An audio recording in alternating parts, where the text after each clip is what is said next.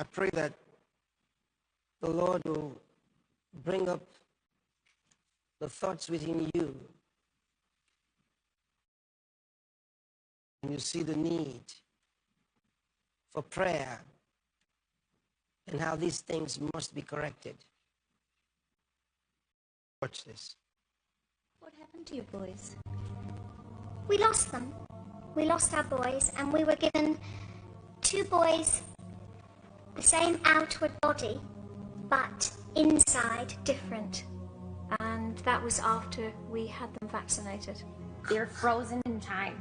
The shots froze them in time. Our middle child, Billy, went in for his routine MMR shot and was catastrophically damaged as a result of that within 24 hours, and then regressed into this condition they call autism. Nate Wepner is 9 years old. He still wears diapers, does not sleep well, cannot have a conversation, and can barely sit still for his therapist this day.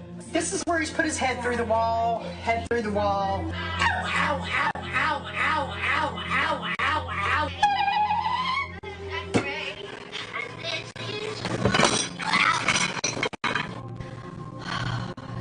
This is the result of my autistic son, Andrew, who went into a rage. Unfortunately for Pam and her husband Brian, rages are common for their 2 adult children with autism.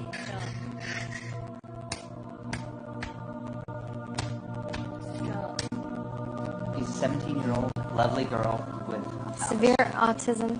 And cerebral. In and out, no 5 guys. Great.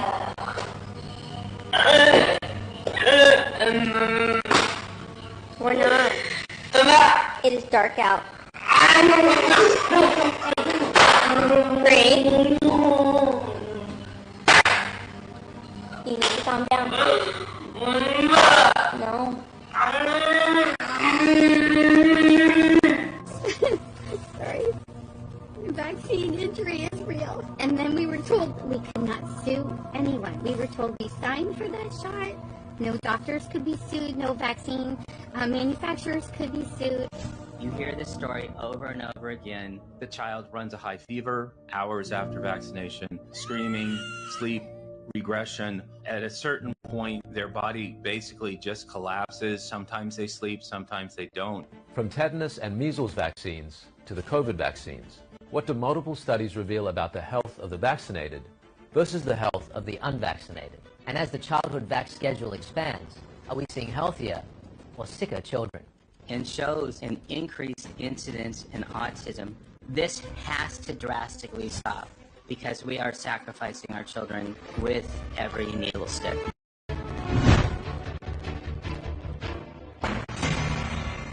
Autism spectrum is an umbrella term used to describe a range of conditions characterized by difficulties in social interactions and communication, unusual sensitivity to sensory inputs, and restricting repetitive behaviors. The word spectrum means there is a great array of symptoms with various degrees of severity. With autism, there can be a wide range of intellectual and learning abilities from highly capable to severely challenged. A number of other conditions tend to occur more often in autistic people, including gastrointestinal disorders, epilepsy, feeding problems, anxiety, and depression. Widespread differences in an autistic brain. Notably, there are alterations in neuronal connectivity. Some connections are enhanced, while others are reduced. Overall, though, an autistic brain seems to have more connections than usual. As a result, autistic people may notice details that others do not, but have difficulty following the topic of a conversation or seeing other people's point of view. In trying to reduce sensory input, people with autism typically withdraw from others and follow a strict daily routine. Depending on the affected sensory modalities, some people avoid eye contact, others cover their ears to reduce noise level, wear loose clothing to reduce touch, or eat the exact same foods day after day. Signs of autism usually manifest early in life, and diagnosis can often be made by age 2 or 3. Look at what's happening to children who have become autistic. Just like you heard. where a very active child suddenly becomes asinine, or even a well-behaved child becomes radically active, overactive. Something just goes wrong, unstable.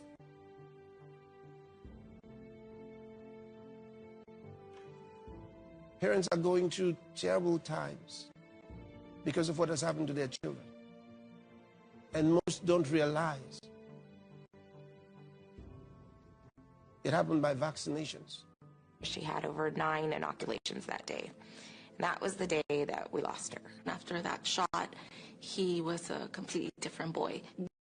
When she woke up, she was a different child. He didn't say words anymore. He did not know his name anymore. I would ask him, how old are you?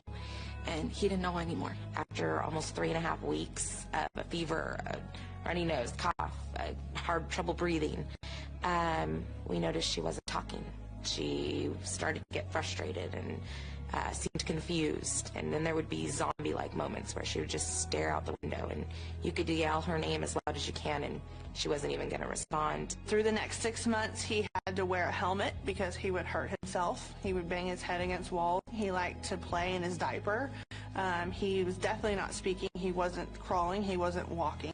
It was very clear that there was brain damage involved. What alarmed me the most was the reaction the doctor had. It was an immediate defense of vaccines. His reaction was, well, that's what happens when you get a lot of shots. And just by looking up the definition of autism, I knew he had it because everything that was being described, it was what he was doing. So after that, I took him into an evaluation and he got the actual diagnosis. I mean, they can call it autism, but it was a clear indication of when it started, how it happened. As a young mom, I thought I knew everything. I researched the crib, I researched the car seat, I made sure we were in the best school district, and I mean hours and hours of research. But when it came time to vaccinations, I completely trusted my doctor. Those of you who have kids, little children, and you are rushing to get them vaccinated after birth, you are destroying those children. You are giving them sicknesses they were never born with. Now they have the potential to be sick with what you thought you were preventing them from. Millions of children around the world have fallen victim to the horrendously damaging consequences of the sinister works of these pharmaceutical industries. Try proven that most vaccines are dangerous to human beings. Let's take a closer look at some of the content of these vaccines. Show them the thimerosal bomb, which we keep in a metal container because we're a little afraid of it, and it's a very fine powder. This is thimerosal, which is labeled very toxic, has cumulative effects, can cause damage to the kidneys, to the respiratory system, skin, to the nervous system. It specifically warns on here that it can cause reproductive and developmental toxicity, meaning that it can cause things like autism and other neurodevelopmental disorders. This is immensely toxic stuff. And this is what's in the vaccine. It's important to realize we're talking about a whole range of products. Vaccines are a big one because, of course, you're directly injecting it. For example, this is tetanus vaccine. This one expires, it's a little outdated now, in 2007. Here's the thimerosal. 1 to 10,000 is a preservative. Perhaps the biggest one in the U.S., at least, that's for exposure to mercury is the influenza vaccine. Influenza vaccine is now recommended for all pregnant women, all infants, all children on a yearly basis. You're supposed to have last year's influenza? Understand that thimerosal is not added at the end. It's not like, well, that factory next year can make thimerosal free. Thimerosal, you either have to have a thimerosal free factory or you have to not have one. They add thimerosal at each step because the factory is not clean and not sterile. So you either have to have an expensive sterile factory where you don't need thimerosal, or you have to have one that produces thimerosal. It's going to need thimerosal or something the whole time. It needs to be stopped. This is the influenza vaccine from Adventist Pasteur, their flu zone. Thimerosal, 25 micrograms of mercury per dose. But I'd like to point out that a lot of people didn't know, and I'm one of them. I've given 2,000 RhoGAM shots. I've been in vaccines for 35 years. I didn't know that RhoGAM had thimerosal in it, so I think a lot of the doctors were unaware. They were unaware that even the word thimerosal meant mercury. Mr. Pastor Chris, are there no good vaccines? No good vaccines. All vaccines are bad. Bad. Bad. I told you. From the very history of vaccines. I explained to you the light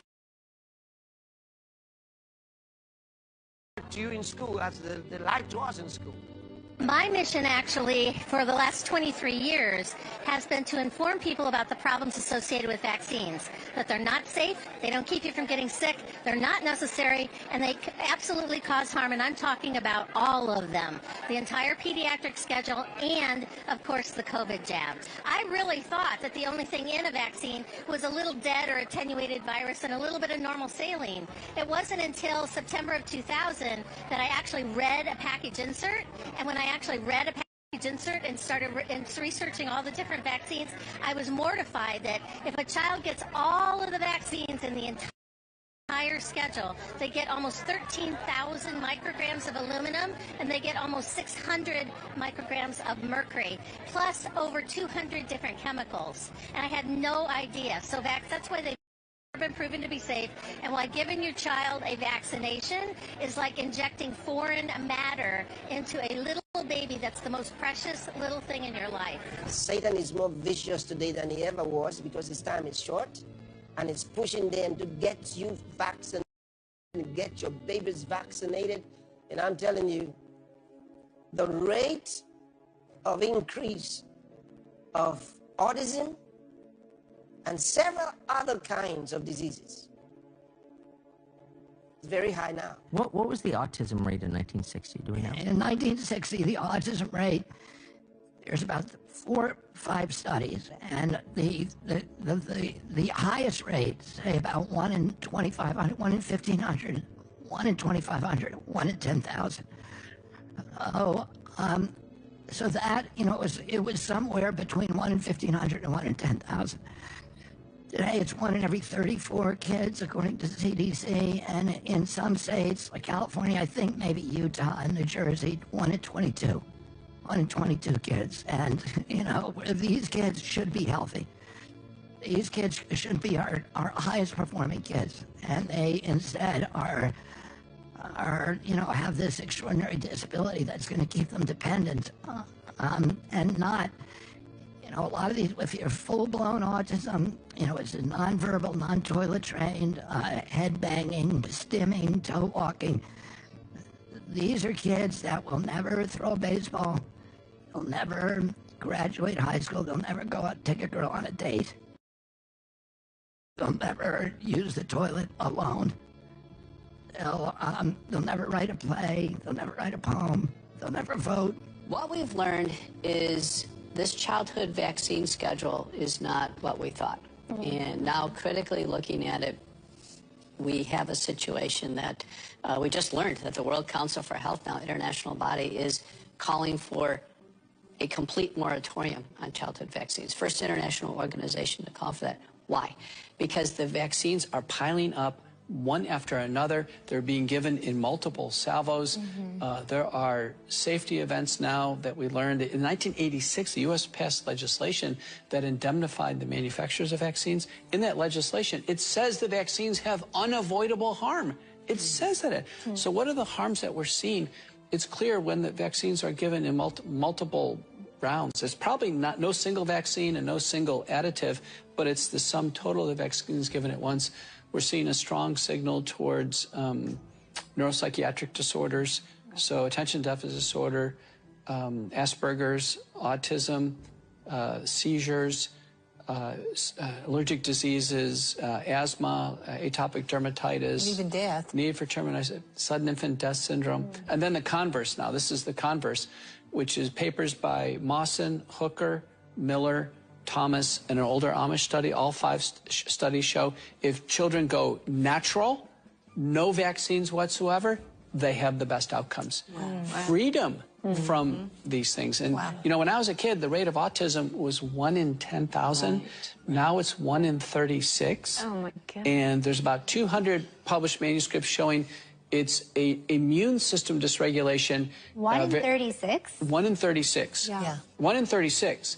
The immune system dysregulation that, you know, in a reactogenic phase of the vaccine, sometimes with a febrile seizure, the inflammatory factors go into the brain, probably permanently change it.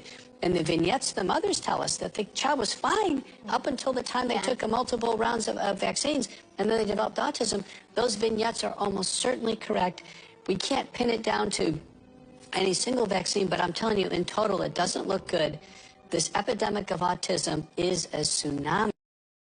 And remember, now you say, why autism? I'll tell you, it's very simple.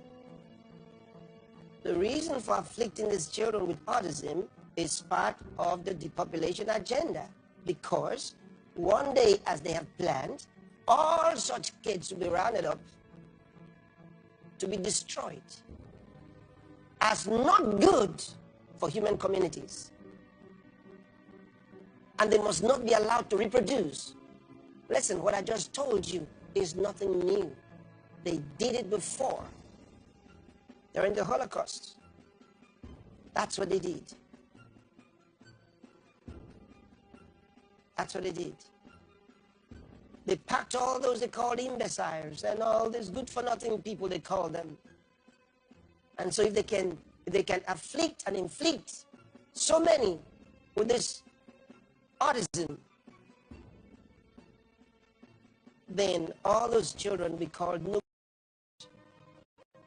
And they will convince you that they can't be helped and they must be destroyed. It comes to the point where to not speak out is to sacrifice a generation of children. We can't risk it. That might be close to the end of the human race, which, by the way, is one of the hidden agendas of some of those at the World Economic Forum, the Bill Gateses, the Klaus Schwabs. They've had this hidden agenda that they've spoken openly about kind of going back to the eugenics program. There's too many people on the planet. When are you going to know that there is a deception going on? The Bible already showed you. And it told you that nations were deceived by pharmakeia.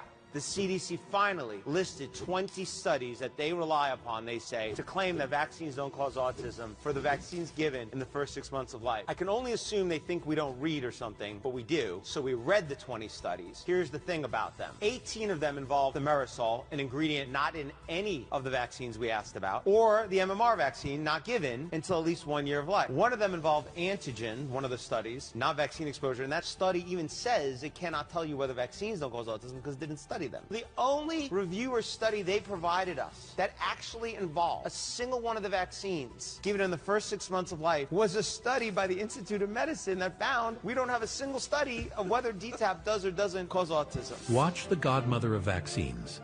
Vaccinologist Dr. Catherine Edwards wilt before your eyes during a deposition in preparation for a vaccine injury trial. According to your profile, you have done most of the pivotal trials relied upon to license many of the vaccines, correct, on the market? Yes, sir. Okay. So you're highly experienced at conducting clinical trials, correct? I'm highly experienced conducting clinical trials. Okay. And you're familiar with many of the clinical trials that relied upon to license many of the vaccines currently on the market, correct? I am. Okay. In your opinion, did the clinical trials relied upon to license the vaccines that Gates received, many of which are still on the market today, were they designed to rule out that the vaccine causes autism? No. I told you, wherever the vaccines went,